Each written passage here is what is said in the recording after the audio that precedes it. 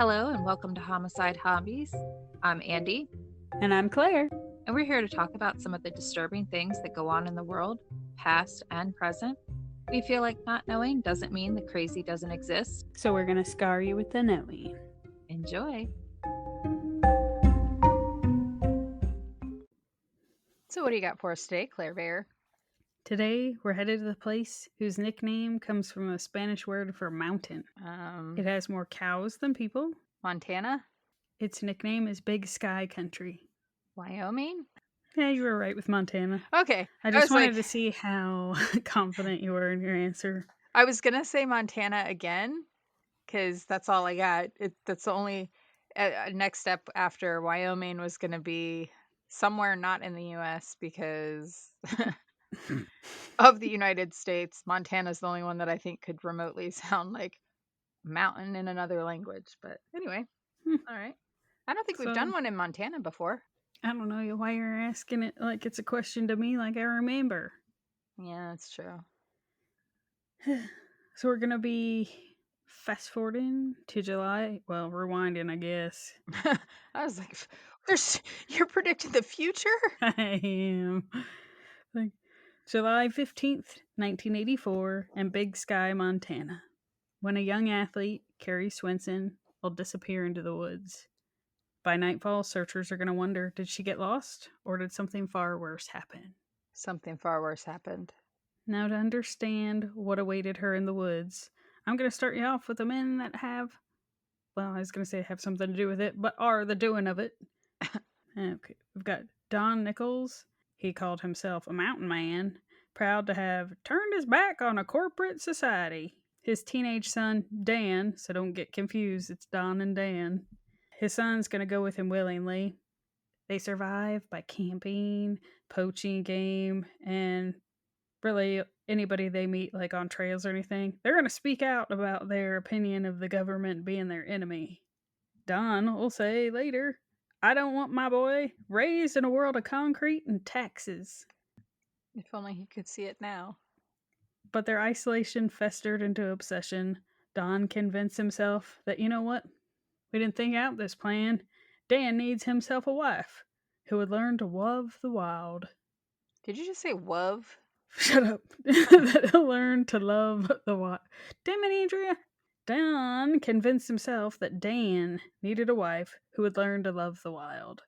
I really think it's just they got tired of doing the laundry in, and neither one of them were good cooks. I think they needed an orifice to put their peckers in. Okay, so he said Dan needed a wife. That doesn't mean he's not going to sample it. We've done one too many cases. Well, these two dipshits are going to begin to talk seriously about stealing a bride. Oh.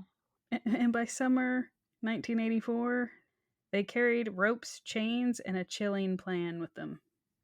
And by the way, before I get too far into this, every time I was reading this or doing anything, I pictured you. What? So this whole thing, I was like, you're a fucking asshole, and I haven't even heard it. Yeah, even though I know what this gal looked like. Your giggle on that one. All right. Yeah, I picture this is you. You're an asshole. Continue. So Kari Swenson is 22 years old. She's among the best female biathletes in America. Oh, well, I feel blessed now. Thank you. Now, that winter, she actually helped the U.S. team win its first medal in France, placing 5th overall and bringing home the bronze medal. You're just the sweetest sister ever. Kari said, I love the quiet rhythm of skiing and shooting. Biathlon is all about breath control. And in case you didn't know what a biathlon is, it's when you combine cross-country skiing and rifle marksmanship shooting. That sounds terrifying.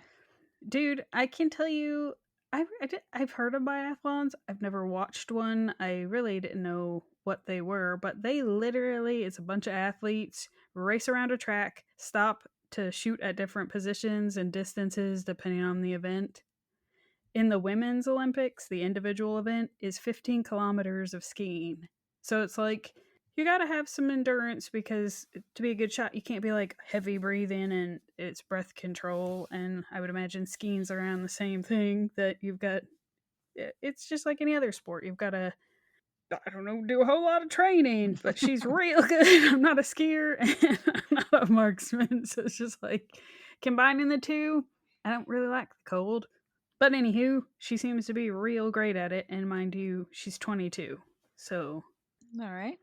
in July, she started working at Lone Mountain Ranch where she could train hard every day for her next session.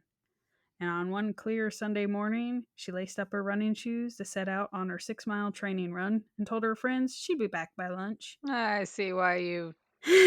Yeah. All right. But she never returned. Fuck you. I even pictured your dirty ass sneakers My shoes are clean. right now, but after the grass is clipped and it's all like, Oh, yeah. Turn some green. those are what I pictured. Hmm. But she's going to start down her trail when Kari encounters a young man in raggedy clothes, none other than Dan Nichols. He blocked her path and didn't step aside. Instead, he grabbed her by the wrists, and moments later, Dan's father, Don, emerged from the trees. Kari knew something was instantly wrong.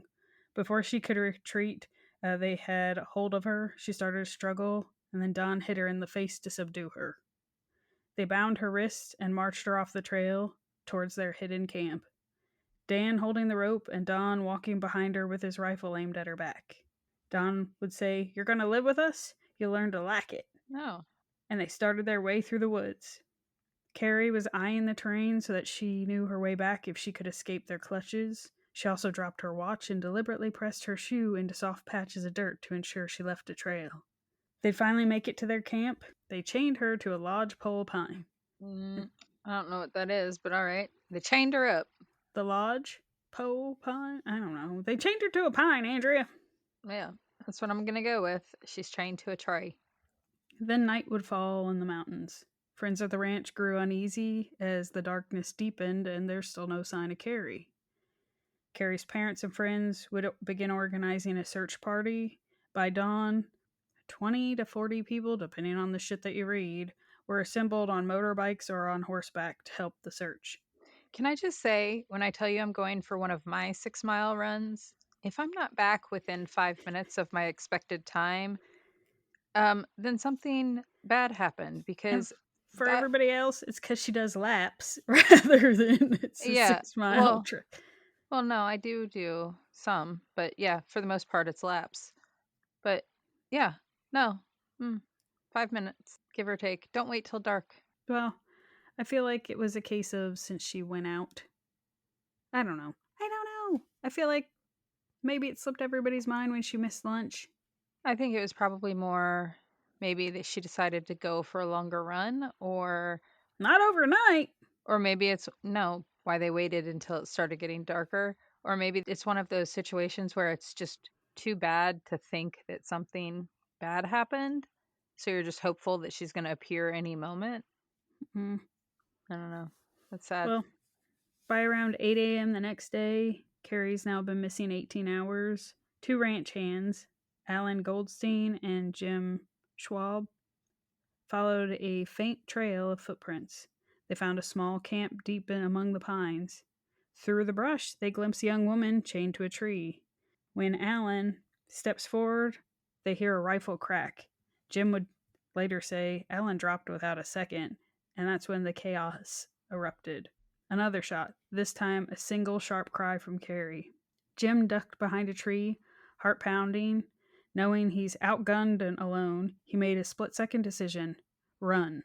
Thinking, if I don't go get help now, she's dead and most likely I am too.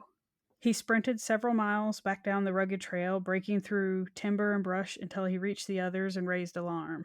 Some searchers had heard the gunshot, but could not pinpoint exactly where it came from. And anybody who's been in the woods or out in the country and heard a gunshot, you really don't know where it came from.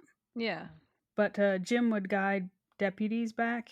It's going to take 4 hours. What? Before a full search team could locate the clearing where he ran from. They're going to find Alan dead from a single gunshot wound to the face, and beside the tree, Kari, alive but barely breathing. The bullet had pierced her upper chest, collapsed her right lung, and nicked an artery. Drawing on her biathlon training, she kept her breathing slow, fighting shock to stay conscious. Why did they shoot her? Because they're stupid, Andrew. Why would they just snatch up somebody on a trail? It's the 80s. Yeah, but you would think that they would kill the menfolk and then take her and go someplace else, not shoot Do her. they seem like good planners to you? No. Well, a rescue helicopter would land in a nearby meadow. While medics worked on her, they'd insert a chest tube on site to reinflate her lung before airlifting her from the campground by stretcher that dangled beneath the helicopter. And I feel like this is the portion that I most kind of. It's not funny, but the You most. thought of me Uh huh. when I burned my face and got helicoptered to the burn unit? Only because when they had her dangling from the helicopter, they'd smack this poor woman into a tree Oh. before getting her to the Bozeman hospital. Yeah, that sounds like something that would happen to me. For sure. But I was like, I was already picturing you in your dirty sneakers, and then when she smacked into a tree, I was like, oh, Andrea. If you keep mentioning my dirty shoes, you're going to get pictures of my shoes on a daily basis. Hey, send me one and we'll put it in our Facebook. Fine, I'll take it right now. No, one of the grass covered ones. You know which ones I'm picturing here. I don't have those. I threw them out. You know what? I could probably scroll back. Forget it. I'll do my own research. Oh, God. But anyway, the story did not end there, because where are the fucks that started all this shit to begin with? Good old Don and Dan vanished into the vast Montana backcountry. But after they had shot Kari and were prepared to leave, she was pleading for them to at least leave her a sleeping bag because it was cold. But they just literally dumped her ass out of the bag onto the ground and skedaddled. And she would lay there, cold and bleeding, for 4 hours, with the flies and the ants flocking to the blood. Kari would later say, I remember thinking, stay awake, breathe, someone will find me. She did that for 4 hours. Yeah. I can't even imagine. That's a long time to lay there. Code. That is a very long time. Anyway, you already know that rescue came and they flew her out of there after smacking her. But for 5 months, the two men eluded a massive manhunt, moving only at night, sleeping in hidden camps, hunting and fishing to survive, and raiding the occasional cabin for supplies. They left no permanent trace, living the very wilderness life they once tried to force on Kari. Now, a disgusting little side bit. The media seemed to be more fascinated with the men and their ease of eluding justice than they inflicted this on Kari and then killed someone, right? Mm-hmm.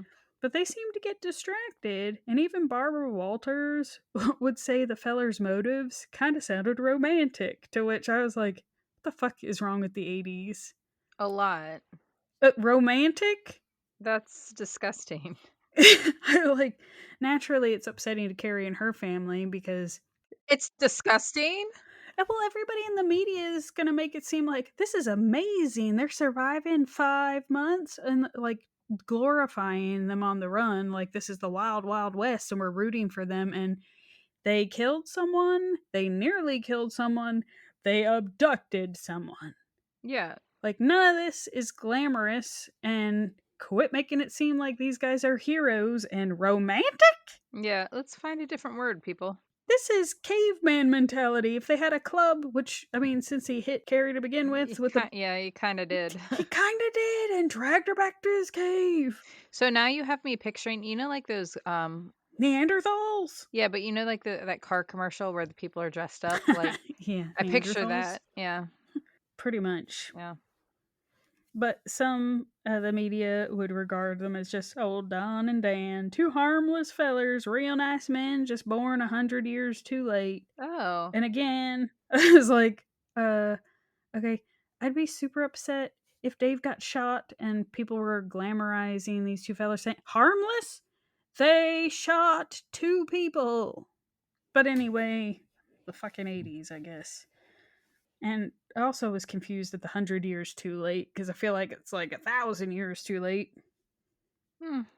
I feel like in the 1800s, if it was 1883, they could have got away with that.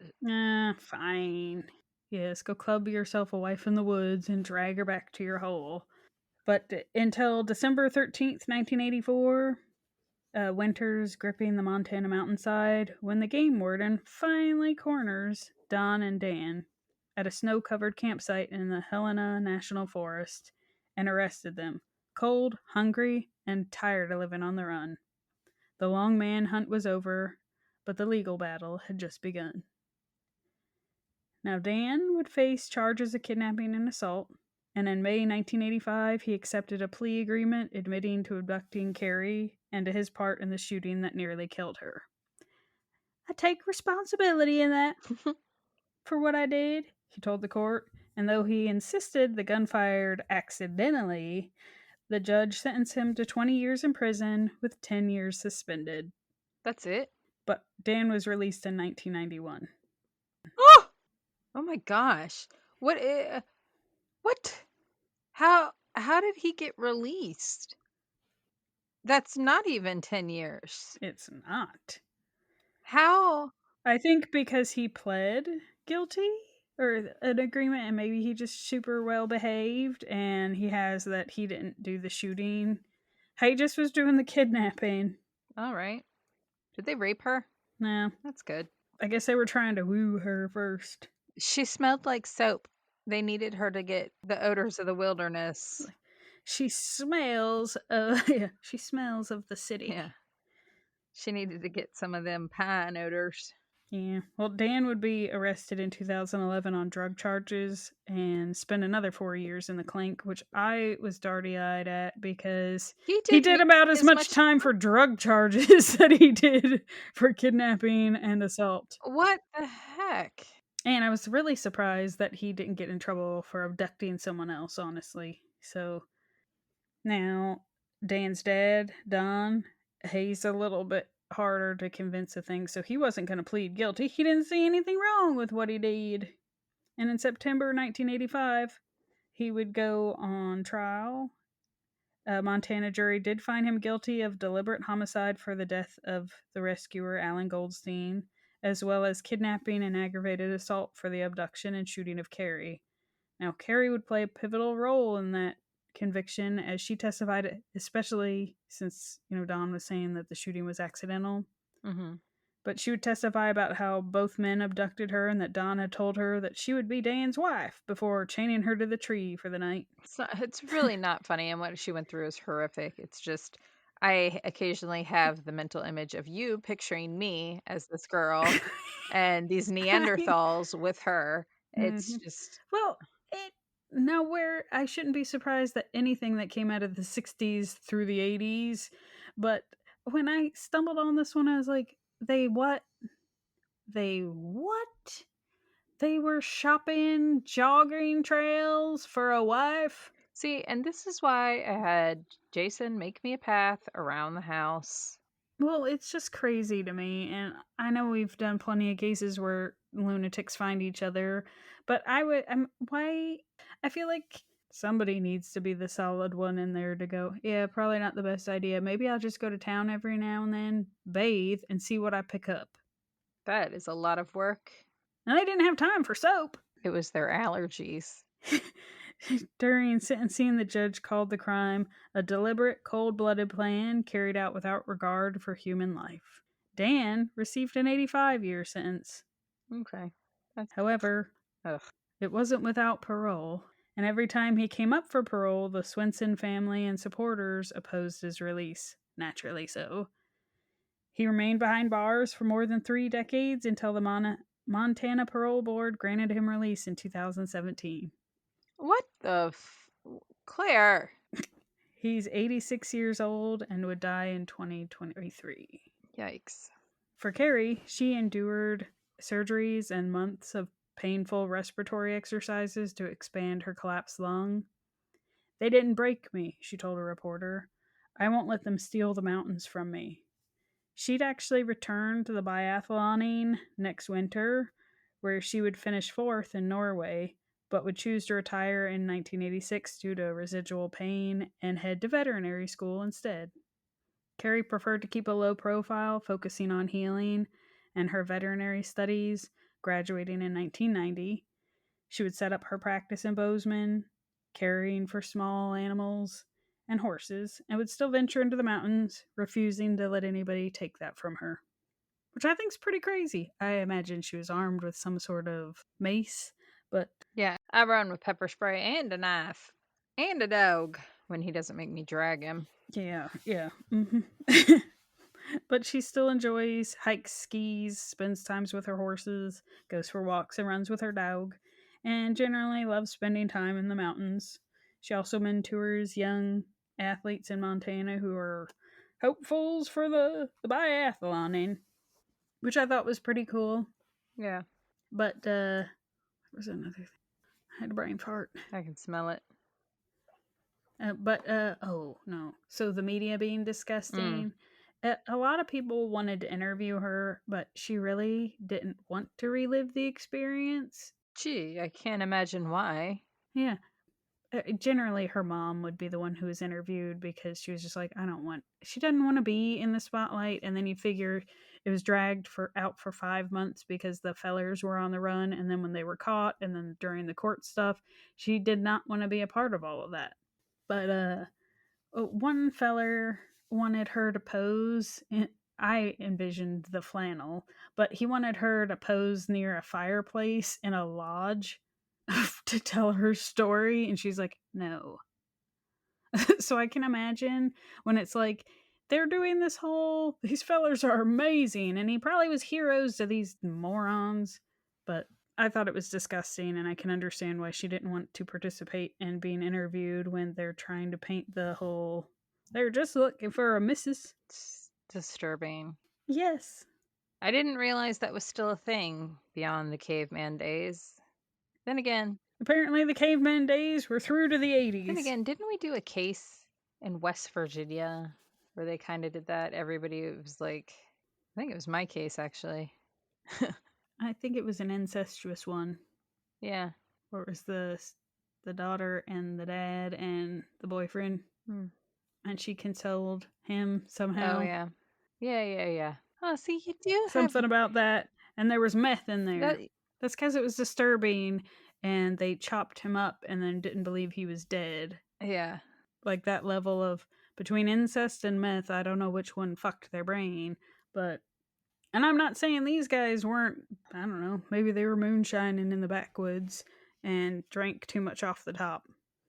You know, you can't go blind if you do that wrong. I did not. Or now you know. Knowing is half the battle. What? You said now you know. Andrea's Said Proverbs. You said now you know. Knowing is half the battle. Well, I'm glad both the fellers are no more. Well, they're not dead. The one is. Yeah. And I feel like his pa was just a real bad influence. Maybe he's just not an antisocial failure. Wait, what? Or maybe he is an antisocial failure.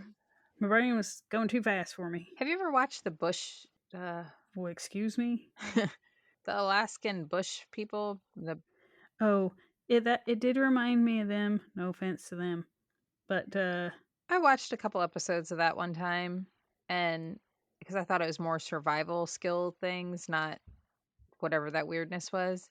I kind of found it disturbing because then the boys did get cleaned up and they would go into town to try to find them some wives. And I'm pretty sure a couple of them did, but I just. Yeah. Well, I feel like if they would have hunted the right areas, they probably could find somebody who wants to be woodsy. They should have just put an ad out. Did they do that? Personal ads? I don't see why not. Looking for a lady who wants to live off grid. You don't have to sweep. Because guess what? It's all dirt floors from here. No vacuuming required. I did laugh after 5 months that I imagine when they caught up to them, they surrendered immediately of just like, oh, I got frostbite on 8 of my toes. I couldn't imagine camping for 5 months. And you figure it was even longer than that. They had to smell so bad. Yeah. And then I also thought of when Dave told me about how, like, wilderness-iness of wiping with a pine cone, but you gotta step on it a few times first. And I was like... You know what? I'm going to refrain from making I understand why they're picky about their toilet paper now. But I guess I'm not refraining because I did say it. But, yeah. You know. Well, still horrified that the media was glorifying it. Was baffled at the Mountainmen, and Barbara Walters has some serious issues with romantic. She has fantasies of caveman things for sure. It was her era. Yeah. I don't know how old she is, but she probably did date in the 60s. So I feel like she's always looked like a great grandmother. she was actually born elderly. Is she alive still? Probably not. I don't know. I gotta look this up. Yeah. I have to know this. No, she died December 30th, 2022. She died? She died She December died. 30th, 2022. She was born in 1929? Yeah, she definitely... Well, she might have been dating in the 60s, but more of the 50s. Did you know she was married 4 times? 1, 2, 3, 4, 5 times, but 2 of the times were to the same feller. Poof. And you know what? That was during the time frame of this nonsense. So that would explain she had diluted views on what romantic was. Was that the second time marrying the same feller? What was the time period? Late 80s or early 80s? Late 80s. Oh, yeah. And twice to Merv. So then that would have been probably during her second marriage to the same feller. And for anybody who doesn't know who Barbara Walters was, she used to do the 60 Minutes thing. Are there people that don't know who Barbara Walters is? She's been around since 1920. Actually, she hasn't been around since 2022. Well, we better not have 3-year-olds listening. Yeah, but she wasn't working in 2022. My God! Not to get distracted, but did you know the first time 60 Minutes aired was in 68? No, why would I know that? I don't know, because you were Googling weird shit. I put my phone down. And now it has me confused. Did Barbara Walters do 60 Minutes or 2020? It was 2020. I think it was 2020. Yeah. Let's face it. Dateline, 2020, 60 Minutes, 48 Hours. All those things are pretty much the same. But anyway.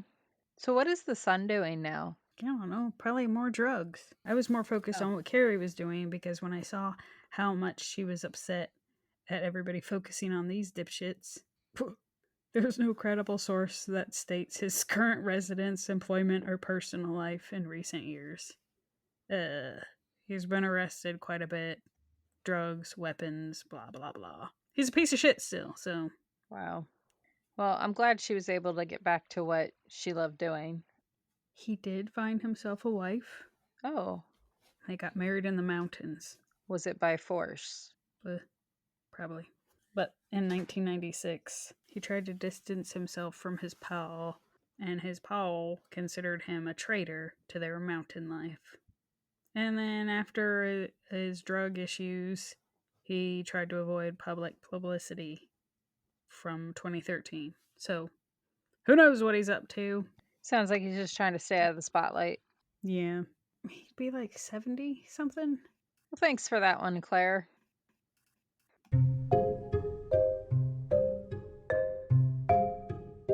We hope you enjoyed today's episode of Homicide Hobbies.